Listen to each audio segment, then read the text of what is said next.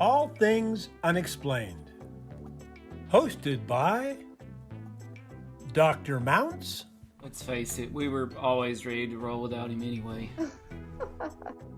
CJ Derringer. Ain't nobody perfect, right? And Smitty Neebs. I've never planned out hardly anything my whole life. I just freeball. Featuring Cajun Man. I'm just old nobody, somebody looking for somebody.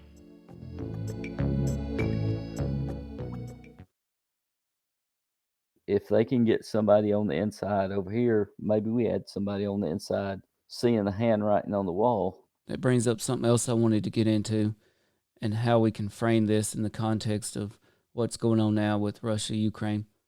Are you familiar with clairvoyant remote viewers?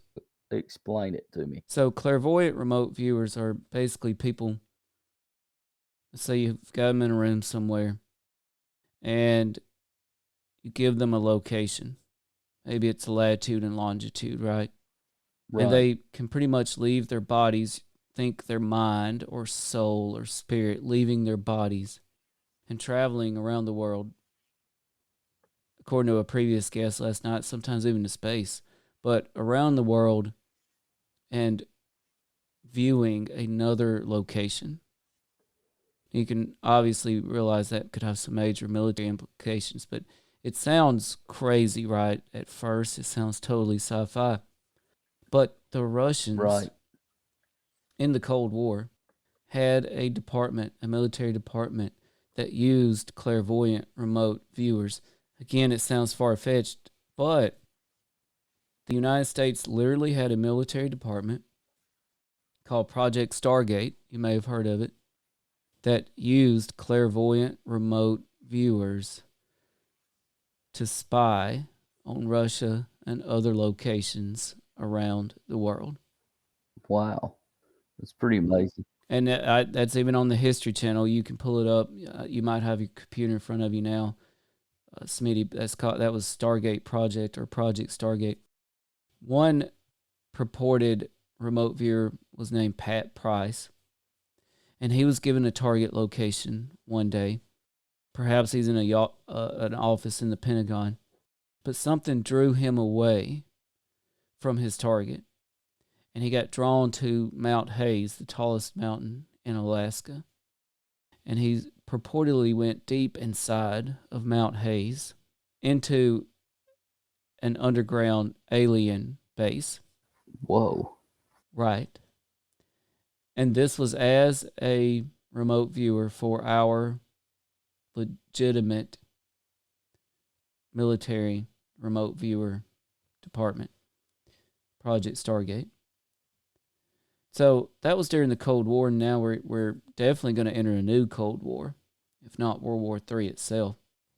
Well, Smitty, given the fact this was a legitimate program back then, remind our viewers, when are we talking here with the Cold War? Right after World War I, really 1945 to 1990, thereabout. It ended when obviously the Berlin Wall fell and the communism fell in Russia. Supposedly communism fell in Russia. Right. We'll put it that way. Our viewers and our listeners. And I think this Project Stargate, as far as we know, really kicked in the 70s. Of course, that doesn't mean it wasn't going way before then. But, if we had Project Stargate in the 70s, remote viewing Russia, I mean, what might we have going on now? Yeah, I mean, there's no telling. I believe that the military in pretty much every country is pretty much open to try almost anything to give them the upper hand. I mean, is that the guy that the Price guy? Was he the one that they made the movie The Men Who Stare at Goats about? I'm not 100% sure about that, but Pat Price did also meet a mysterious death.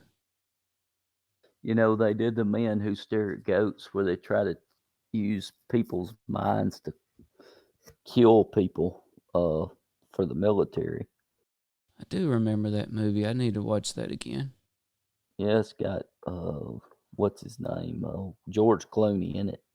But it's based on true story, They've done all kinds of different things over in the past that many people probably wouldn't agree with or approve of.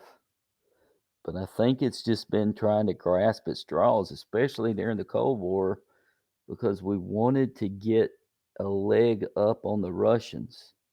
I mean, at one time, literally, because the Russians put the first satellite in space and they also put the first man in space, Yuri Gagarin, we revamped our whole American educational system to reflect to have more math and sciences in school just to beat the Russians. So you think about if we do that, I'm not saying we'll do anything, but I'm just saying that was the mindset. We've got to be better, and we'll stop at basically nothing to do it. Right. What George say? Yep. Bama George had a good point here. If you have ever seen the modern marvels about World War II Germany, they were on the verge of lots of breakthroughs that could have changed the outcome of World War II. So many, in fact, that it makes many people think they were reverse engineering alien technology. Yeah, I mean the Germans did have the first fighter pilot jets, the Messerschmitt. I can't remember exactly the number, but it was a Messerschmitt jet plane, and the Tuskegee Airmen faced them in a battle, and that was the first Air Force jets there were. The Russians, I mean, the Germans had some really advanced technology during World War II. Right. And see, that's what I'm talking about. You know, you got these countries in World War II pursuing all sorts of advantages that we would even today think of as just out there and just crazy and insane. You've got Russia and America using clairvoyant remote viewers to spy on each other during the Cold War.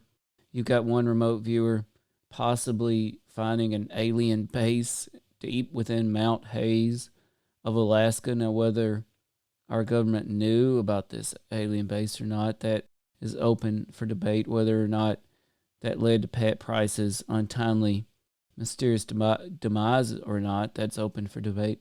But man, Smitty, this is what I'm talking about. What is the possibility that, you know, with the threat of World War III now clearly on the table and staring at us, are we still pushing the boundaries here for these advantages? Or is it just our adversaries doing it? No, I'd say we'd be pushing the. I'd say we'd be pushing the limits and trying to do everything we could do.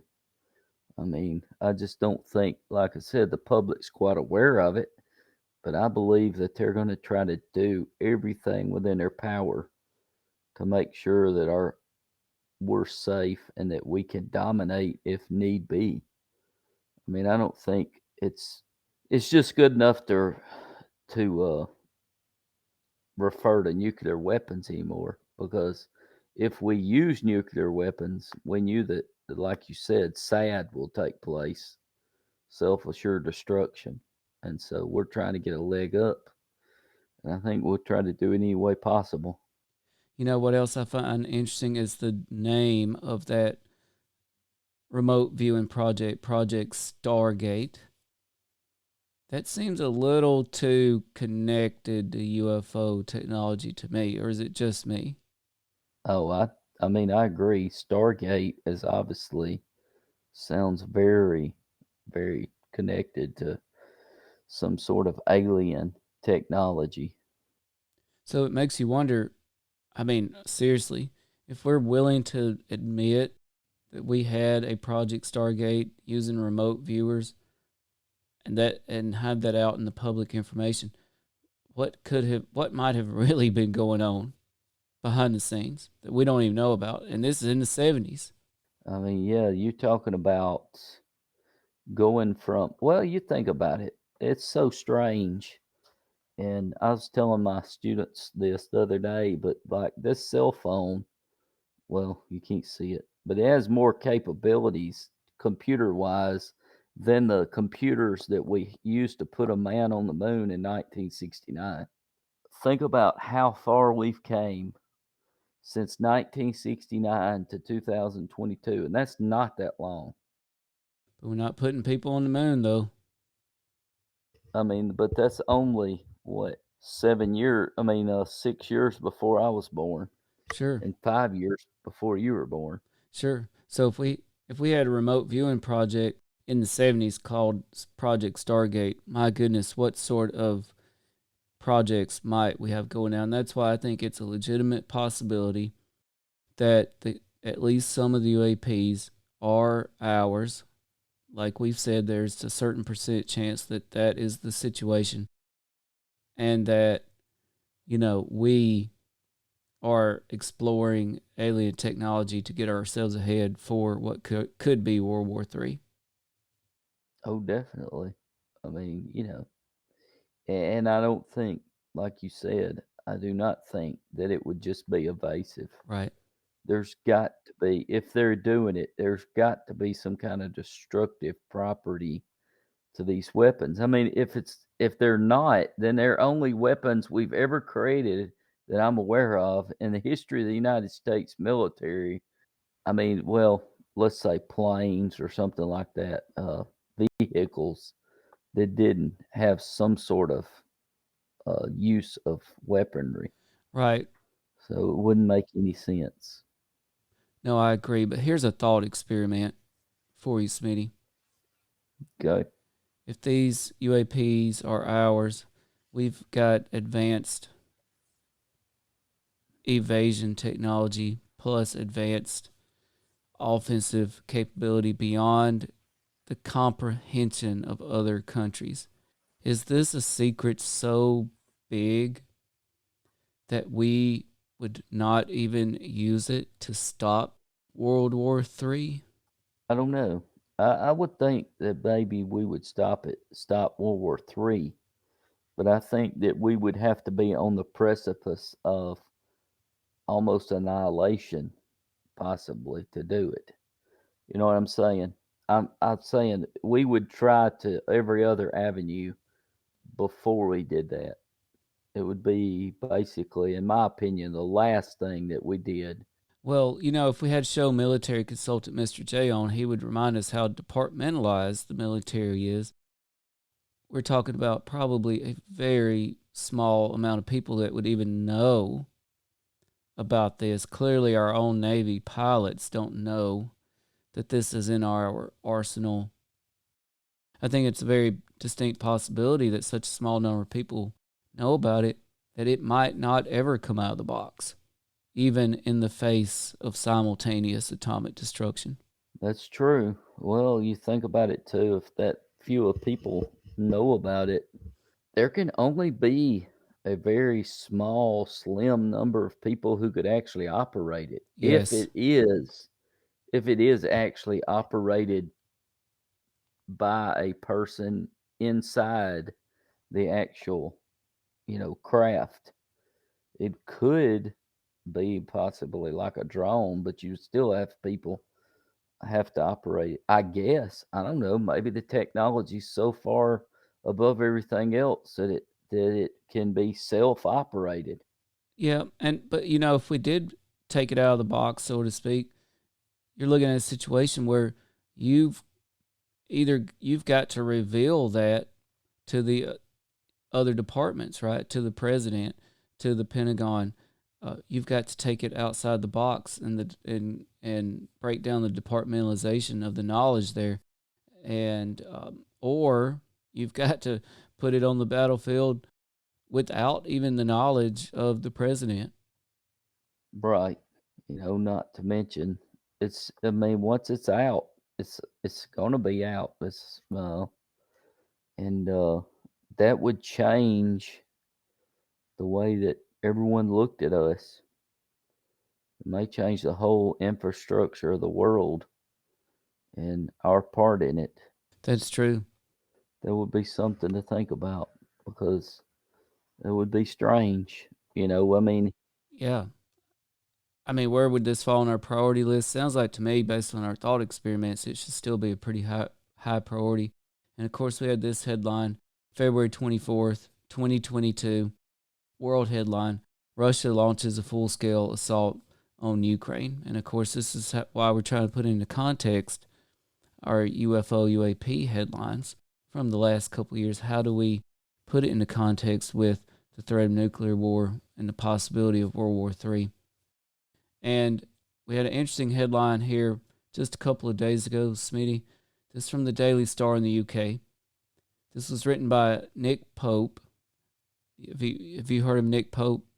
You may have seen him on television. So he's a freelance British journalist, media commentator, and former civil servant, whilst an employee at the British government's Ministry of Defence. Nick Pope was responsible, among other things, for investigating UFO phenomenon to determine if they had any defense significance. And he wrote an article titled Russia-Ukraine Crisis, Deterring Aliens from Making Their Presence Known, says UFO specialist, that specialist being Nick Pope himself. So you can see what his thought is. He says, Russia's Vladimir Putin's constant threats risking World War III erupting is hindering chances of aliens making first contact with humans on Earth. He investigated flying saucers for the Ministry of Defense. He believes extraterrestrials who keep a close eye on Earth will view Russia's escalation of tensions as primitive behavior. The UFO expert says sophisticated alien civilizations, who he reckons would be light years ahead of us, may see it as a reason not to visit us or get in touch. He said, highly evolved extraterrestrials probably regard warfare as something that only primitive civilizations engage in. So the Ukraine situation means we're unlikely to get an invitation to join the Galactic Federation, for example, anytime soon. Well, I mean, if that's the case, there's been war going on somewhere on this earth a long, long time. And I mean, this guy's probably pretty intelligent, but still, why would he say that this particular one would hinder the aliens? I mean, they've had other opportunities.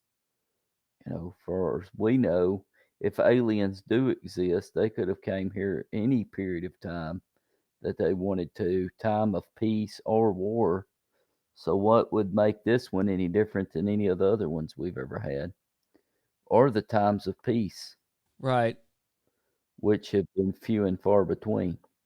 And Nick Pope's viewpoint actually carries a lot of weight in the UFO world, in ufology, being as he was in the British government's Ministry of Defense. And so his stance on aliens and UFOs carries a lot of weight.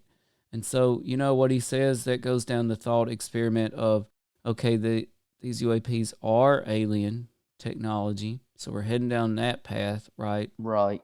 And maybe this is still why they just won't reveal themselves, because of the constant warring. I mean, yeah, that's a possibility. I mean, that's what I was kind of hinting at, is that we've been in wars so often that I'm just saying I don't see why he's particularly picking this particular one out, this conflict, because there's been conflicts going on for years and years. And if that is the case, which is possible, if they do exist, then that might be somewhat of a,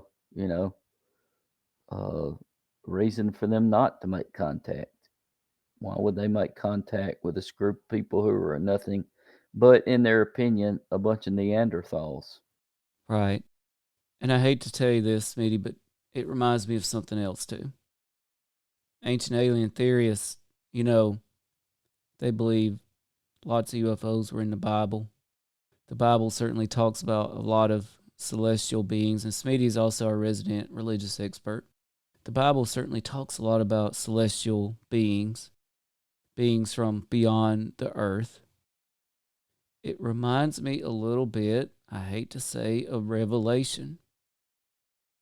Revelation previews the apocalypse and the eventual unveiling, essentially, of celestial beings to the population of Earth as they intervene in the apocalypse. They let some events play out.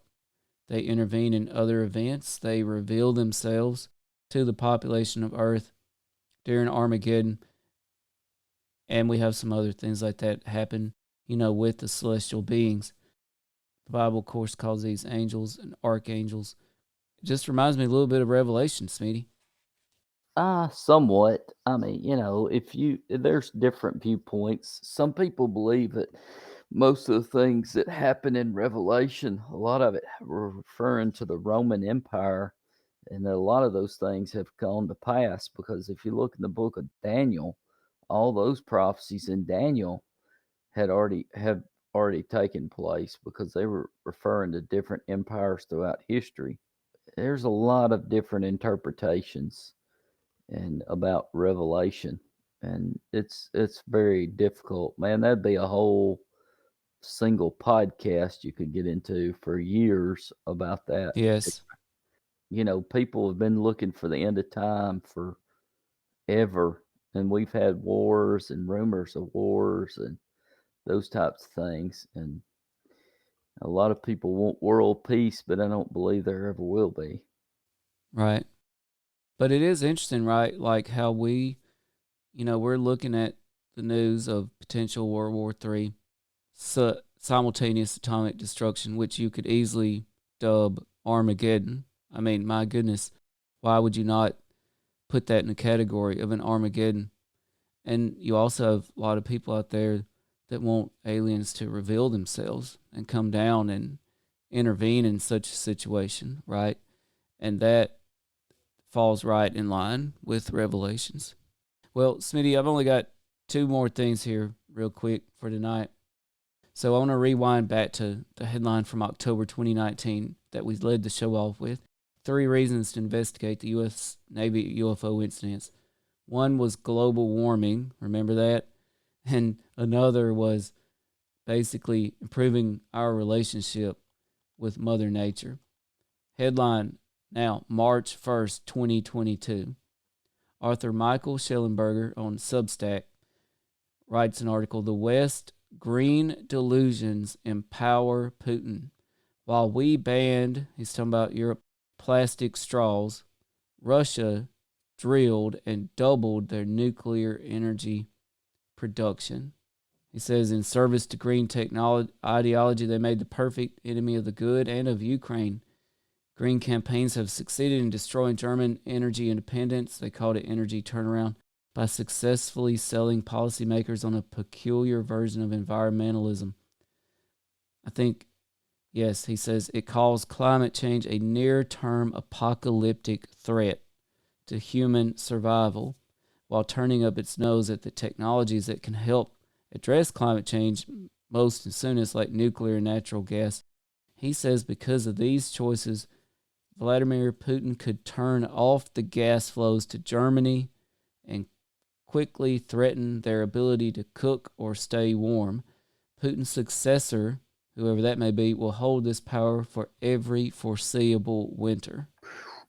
Man, that's... And in 2019, they were saying these UAPs are important for global warming and improving our relationship with nature. But look how that's turned around on us now. I mean, I don't know. That's pretty big. So I know it's something else. Like, I'm just gonna leave it at that. We won't get into the political implications of it. One more thing, Smitty. I've been wanting to do this for a while.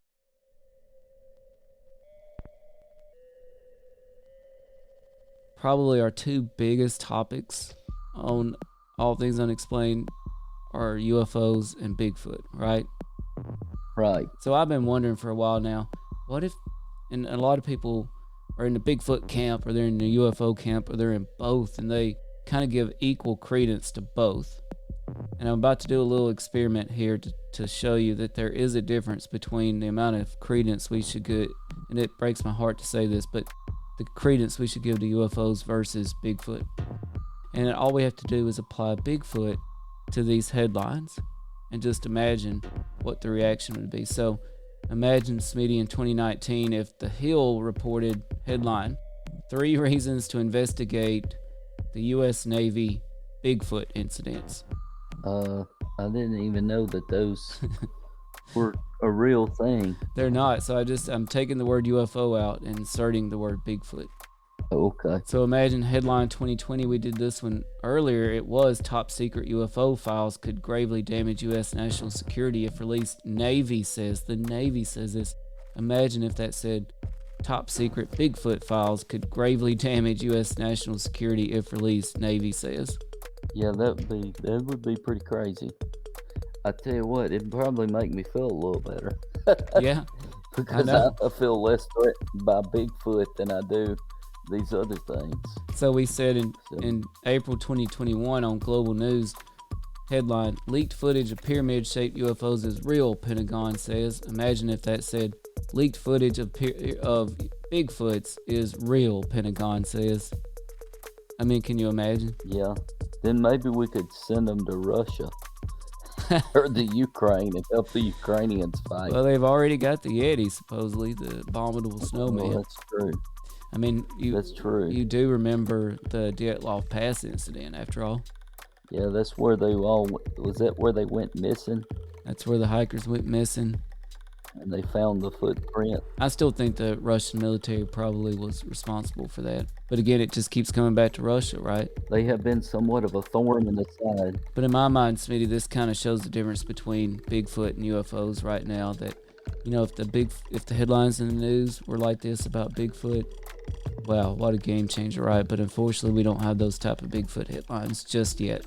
No, and you think if he was as legitimate possibly as the UAPs, that the U.S. Army would have picked up on him somewhere, because you think, but there are, and you can go to this, but there are some Vietnam veterans accounts of Bigfoot are like creatures that were in the jungles of Vietnam. They have sworn basically to that effect, that there were some Bigfoot like creatures in Vietnam. That's a good point, Smitty.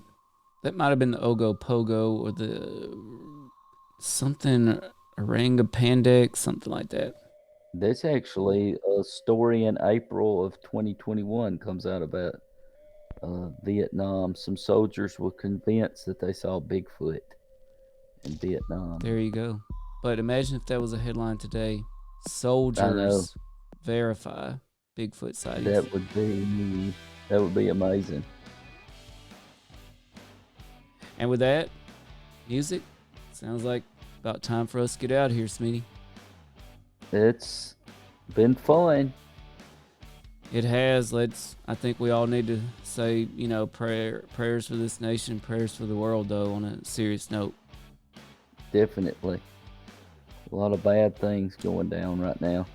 But be happy and be strange and listen to All Things Unexplained. That's right. Good night, Smitty. Good night, everybody. Good night. Good night, Smitty. Good night. CJ, missed you.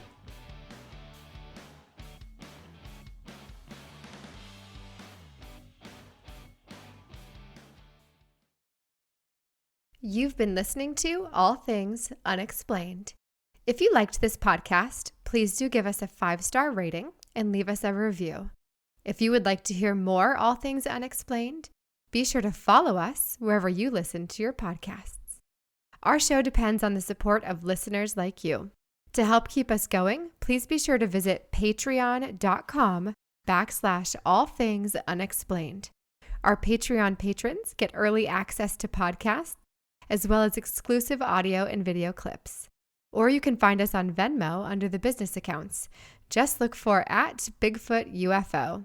Additionally, you can support us at buymeacoffee.com/unexplained. If you can't get enough of us, go ahead and check us out at allthings-unexplained.com. A special thanks to our producer, director, sound mixer, editor, and the man who wears far too many hats. No, seriously, he wears a lot of hats. Dr. Tim Mounts. Without you, we couldn't keep the lights on. Thanks for listening to All Things Unexplained.